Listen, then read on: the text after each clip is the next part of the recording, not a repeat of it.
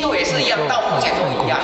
他们很多国都，然后一个区就变成一个国，一个区就变成一个国，然后那个一个国就一个国，国王嘛，是不是这样子？其中呢有一个国王，他很好佛，很喜欢研究经典，很喜欢研究佛经。然后他好，这辈子我一定要好好来研究佛经，一定要成佛，这样子啦。可是他心里一个疙瘩，什么疙瘩？我如何来修才可以成佛？他就为了要问这句话。然而他的小舅舅也是跟他一样，很喜欢研究佛经，他也是这个问题：我怎么修才可以成佛？他要立定大志向，然后好好来修半道，到最后来成就神道回去，这样子。所以他们日也盼，夜也盼，什么都盼，一直等着谁来？释迦牟尼佛到来。为什么？他要问他这个问题：我如何来修才可以成佛？就这样子啦。然后那一天释迦牟尼佛就来到这个成都了，他们国都了。他带了阿难尊者还有目犍连尊者，大家一起进去了。哇，国王很高兴啊，这个皇帝很高兴，来，请，盼你盼了很久了。那一天呢，刚好他的小舅子，那个时刻刚好有事情，跟国王说，我有些事情我先离开，等一下我就马上赶回来，因为这是千载难逢的机会。国王说好，你去，我先问那个释迦牟尼佛，这样子的。然后呢，把释迦牟尼佛接进来之后，国王迫不及待就问他一件事情，他说释迦牟尼有慈悲，我如何来修道才可以成就圣道，可以成就成佛啊？就这样子的。然后释迦牟尼佛就靠在那国王的耳朵讲了一句话而已，轻轻的一句话而已，你知道吗？国王听到这一句话，骤一会闪过手感人佛释迦牟尼佛给他怎么样讲这句话，让他当下开悟。我不知道各位姐姐，你听到这个故事会怎么样？或者那时候听到这个故事很震撼，怎么震撼？一句话就可以让一个人开悟，这一句话我一定要学习啊！真的啊！你看看我们从入道门，然后起位班什么班一大堆，听到这么久了，我们开悟了吗？真的嘞，或者都会一直去思索这个，他一句话就让一个人开悟。这一招你要不要学习？一定要把它学起来，一句话就让他开悟。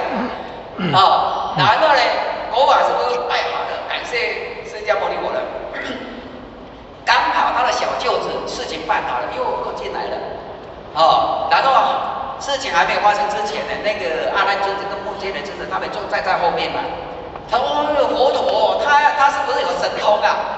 怎么跟他轻轻的一点，轻轻的跟他讲了一句话之后，他就开悟了。是佛陀有神通啊！结果他们在议论纷纷的时候，他的小舅子就进来了嘛。进来就是要问这件事情啊。如何修道才可以成佛啊？那个国王说不用佛陀跟你讲，来我跟你讲。所以国王也在小舅子旁边耳朵旁边讲了一句话。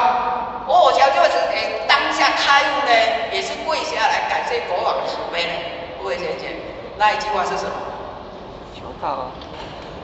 一句话就可以让对方开悟的。这一句话一定要把它学起来，知道吗？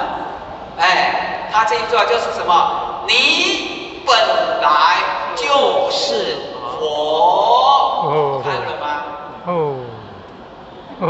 你不用修就是佛了啦，知道吗？真的呢，我不会骗各位，我们不用修你就是佛了，你本来就是佛了啊，知道吗？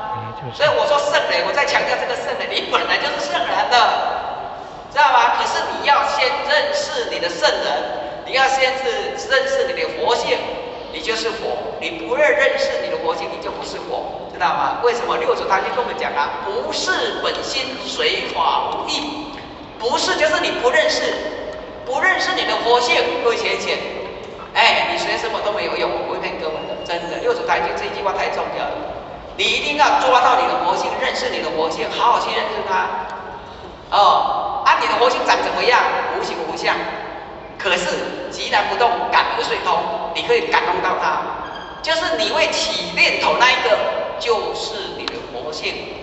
知道吗？或者再把它讲得更清楚。比如说，我现在很伤心，很痛苦。各位学姐，那个痛苦的心，伤心的心跑出来了。各位学姐，你就不要管它，知道吗？我痛苦的心，你就不要管它，那就跑，就不要管它，你就看着它跑出去。然后你赶快回光返照回来，回光返照做什么？找你，你怎么知道你在痛苦，你在伤心，知道吗？你怎么知道你在伤心，你在痛苦？怎么会知道？一定有一个人知道吧？知道吗？啊，知道那一个痛苦伤心的人就是佛性。有没有很清楚了？有。已经找到那个活性了，你一定要认识你的活性。你认识你的活性，或者跟人讲，你就开悟了，明心了，你的活性就展现出来了。所以不用怀疑，你就是佛，你就是圣人。所以是以圣人方而不割。好，当圣人不简单，怎么办？言语利己，挽救知己，回光返照，宽以待人，这个就不割。所以我们当佛就是要这种的怎样表率呀？你不要我是佛，然后叫我等给哈，叫我等给要等很小气，或者跟你讲，这个好像不太像圣人啊。圣人就是要这样子啊，荒而不割啊，廉而不登贵，就是你做事情清清白白，不贪不取，自我修持。就是我们在修办道当中，我们要什么呀？知道我本来就是佛了，我要把我活性展现出来。知道吗？可是我们在做事情的时候，什么？事事可告人，念念可告天，知道吗？那么现在很多人，小峰，我跟你讲，你不要跟人家讲哦。等一下他也把这件事跟他讲，你不要讲了，这有大哥交代，不能跟人家讲哦。这一句我也把它讲出去了。有什么事情不能讲了？你跟我说了。做事情就是坦坦荡荡的，君子坦荡荡，小人长戚戚啊，不是这样子吗？所以你用你的活性做事情就是这样的，坦坦荡荡的，念念可告天的，所以就这样，好，执而不是，你是佛了，然后呢，但用此心直了成果，不是就是不放肆自己，就是自己很规律，我应该做什么，我应该做什么，我应该怎样，我应该当讲师，各位学姐，你一定要把自己的角色搞得很清楚，知道吗？不要放纵自己或许发现很多道经还有讲师你知道吗？讲师大部分都是怎么准备稿的？我们那边有一个讲师他说我已经准备10个稿了，厉害厉害，然后他说明天要去练讲，可是我这一份还没有准备好。我说你到底是10个稿还是1个稿？或者的意思说，当讲师你就是怎么样？不要放肆自己，不要放纵自己，一定要很精进。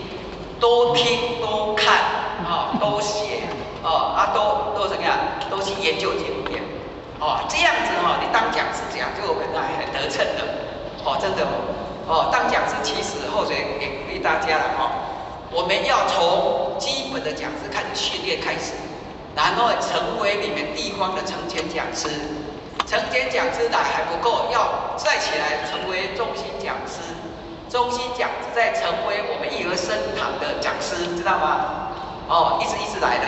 然后呢，一般的成前不够，你还成为经典讲师。一个讲师很简单，《金刚经》要会讲，《易经》要会讲，《六祖坛经》要会讲，《道德经》要会讲，就是这么简单而已。所以不要放肆自己，一定要很精进。我们还记得那个谢彩旺那个谢讲师吗？你知道吗？他一辈子都是在讲伦理的。我那时候请教他，你怎么这么厉害？他说他在当兵的时候碰到一个高人，就教他如何背那个《论语》。他把整部《论语》都背起来了。各位前面《论语》呢，整部《论语》都背起来，够厉害吧？你看真的就这样子。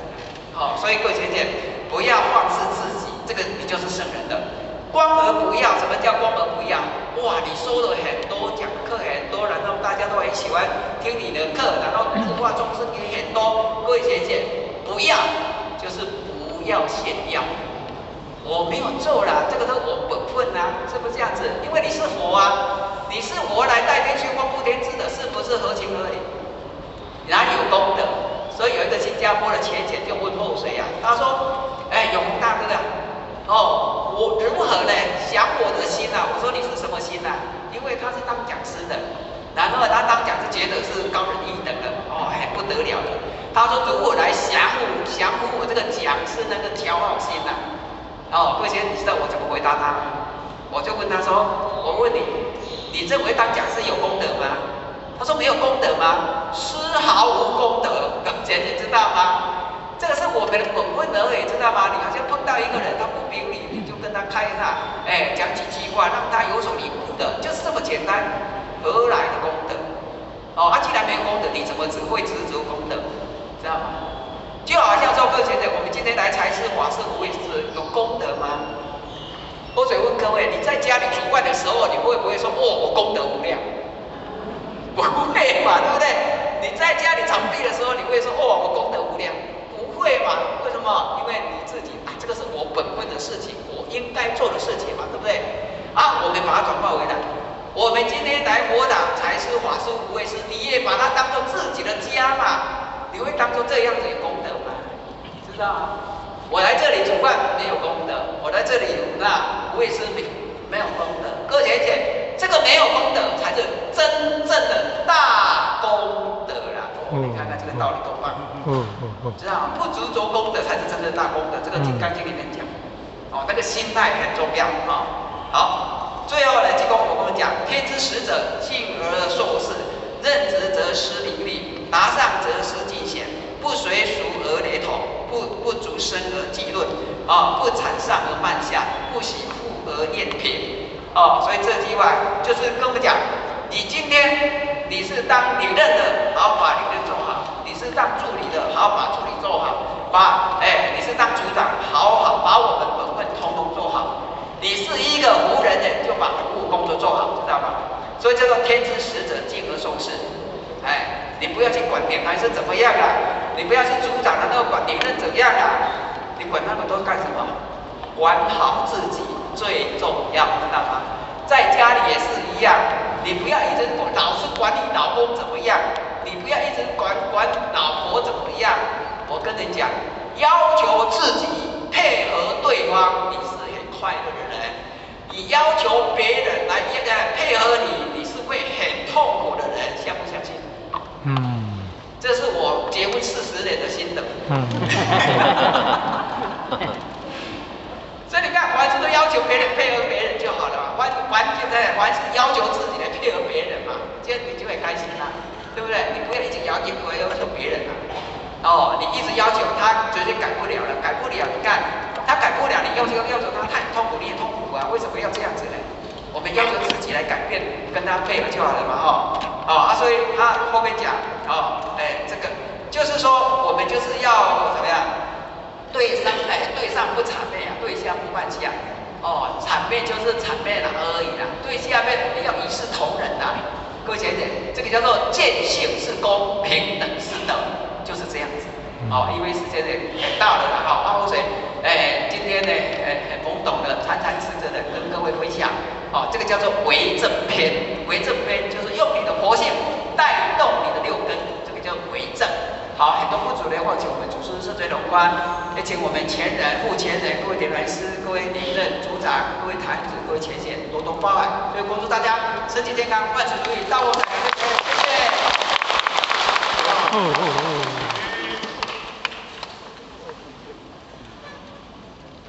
谢谢。